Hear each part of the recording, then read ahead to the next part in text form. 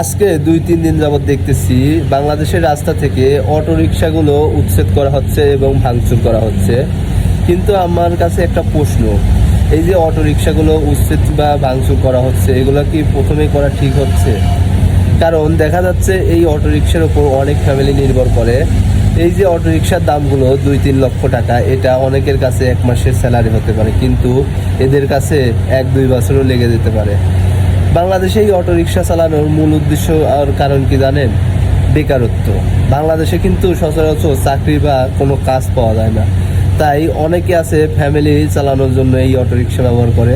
আবার অনেকে আছে বেকারত্বে বসে থাকতে থাকতে পরে কিছু না করতে পেরে এই অটো রিক্সাগুলো বেছে নেয়।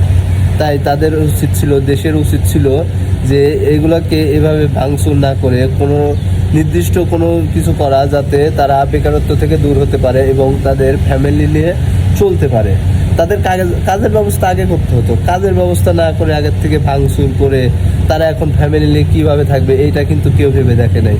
এটা অবশ্যই ভাবা উচিত ছিল, কারণ এই বেকারত্বের কারণেই কিন্তু আজকে মানুষ অটোরিকশা নিয়ে রোডে বের হয়। হ্যাঁ, এটা মানছি যে বাংলাদেশের রাস্তায় যানজটের কারণ অনেকটাই অটোরিকশার কারণে হয়, কিন্তু আর একটা জিনিস মাথায় রাখতে হবে, এই অটোরিকশা না থাকলে আপনি কম দূরত্বের জায়গা, যেমন 5 টাকা 10 টাকা 20 টাকা ভাড়া যেগুলা, এই রাস্তাগুলা অলিতে গলিতে আপনি যাইতে পারতেন না। আপনি কিন্তু প্রাইভেট কার ভাড়া করে এইটুকু অল্প রাস্তা 10-20 টাকায় যাইতে পারবেন না। সো আপনাকে অটো রিক্সায় লাগবে।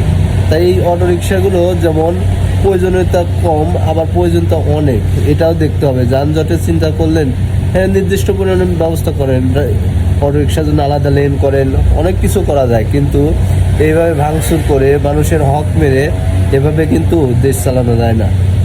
এই জন্য সবার উচিত এইদিকে ফলো রাখা, যেন তাদের কর্মসংস্থান হয়, তারা যেন ফ্যামিলি নিয়ে বাঁচতে পারে। আর এটা কথা সত্য কিনা অবশ্যই আপনারা জানাবেন।